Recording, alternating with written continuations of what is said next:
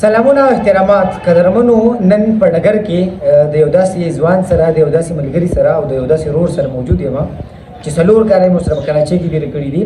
لومبۍ خو ورته په سبق کمپلیټ کېدو باندې په ډیګري کمپلیټ کېدو باندې او کم تعلیمي سفر چې دی د هغې په پوره کېدو ورته مبارکباد ورکړه، خاص طور پر د دوی والدین ته او په والدینو کې بیا خاص طور پر مور ابۍ ته، ځکه چې میندې چې دی هغه اکثر بلکې عموما زیات تر د بچو په کامیابۍ باندې ډېر زیاتې خوشحالېږي، فخر کوي. فیضل یقینا هغه سړی دی چې په ده باندې خلک فخر هم کوي، خوشحالېږي به هم، ډېر خدمتګاره دی. زه به دا خبره بیا وکړم بغیر څه د مبالغې نه چې فیضل زموږ د فلیټ ښکلا وه، زموږ د ملګرتیا او زموږ د محفل ښکلا وه. یو خو دا دی چې هسموکه دی پر خبره باندې خاندي، بل دا چې خدمتي دی، نو که د فلیټ کار به وو، که د پخلي کار به وو، که د صفایۍ کار به وو، یا به د فلیټ بله څه ذمهواري وه، موږ به بالکل بېغم وو. حالانکې زما په کالج کې ملګری کلاس فیلو پاتې شوی دی، خو بیا یو کال یې مس کړی و، نو هلته چې راغی بیا زما جونیور و. وګورئ زه داسې لوی لوی نه ښکارم، زه د اوس هم بیا ښکارم. فیضل لاول خو درته مبارکباد درکوم په سبق کمپلیټ کېدو باندې. څه به وایې په دې موقع باندې د احساسات څه دي؟ مهرباني کامران صاحب، شکر دی بس تاسو را سره ملاقات وکړو ډېر وخت پس. دا هم د ډېر ګرانه خبره ده تاسو راغلئ زموږ دې غریبانۍ ته. ملګرو اواز یې هغه شانتې نه دی، هغه زور پکې د کراچۍ والا زور پکې نشته، اواز یې مړاوی دی. دا تاسو ډېر غټ کار وکړئ، موږ خپل راغلی موږ ټایم راکړو، هر کله راشئ بیا راشئ. دا ملګری چې راته کله وي چې په تاسو جي او جناب باندې خبرې شروع کړې، پوه شئ چې هغه خفه دی. بالکل د ده ګیله به زه د زه ولې په ټایم نه یم راغلی، خو زه خپله خبره غلطي منم هم.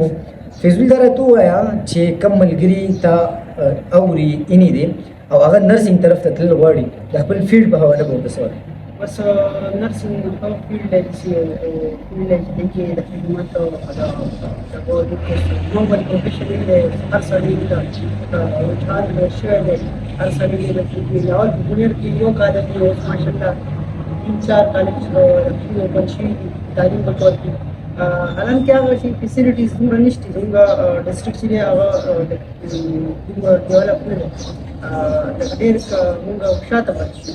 اوس دې اندازې سیو کې د زموږ چې کوم دغه دي الکټډ خلک دي، هغوی ته پکار دی چې دا یو منډیټ ورکړی دی چې دا په مطلب وشي. په ملګرو دا خو ګوره خیال دې نه دی د فیضل فلسفو ته او د هغه ایکسپوژر دی چې کله کراچۍ ته راغی نو د فیضل چې دی نو هغه ډېر کلیوال خوی و. اوس پکې په ده کې زه د ښار هغه رنګینۍ یم. فیضل اخرې 4 کاله خو یو ځای تېر کړو، تقریبا 3 کاله، هغې په حواله باندې 2-3 خبرې وکړه. بس کامران صاحب دا وایم که نه، یو لومړی دا خبره ده چې د تعلیم ډېر ضروري شي، دې سره ستا ایکسپوژر هم کېږي، یو دې کې ستا نورو خلکو سره واسطه راځي او ستا کوم فرینډشپ دی یا کوم تعلق دی هغه په دې سره زیاتره کېږي مرکزي. او داسې ټایم تېرول پکار دی چې سبا بیا میلاویږي چې هغه په ړوند تندي ورته میلاوي. دا پښتنو هغه متل دی نه، لکه سبا داسې نه میلاویږي چې یو بل پسې بد وی یا څه داسې خبرې وشي چې هغه وروسته بیا څه باید خفګان وشي.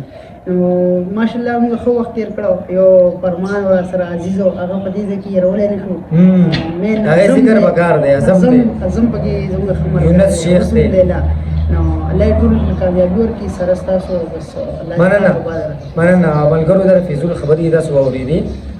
یقینا زه به دا خبره بیا وکړم چې داسې انداز باندې وخت تېرول پکار دي چې خلک بیا د یو بل سره ښه یادونه چې دی هغه پرېږدي او بیا یو بل په ښه الفاظو باندې یادي ښه د باد ووایي.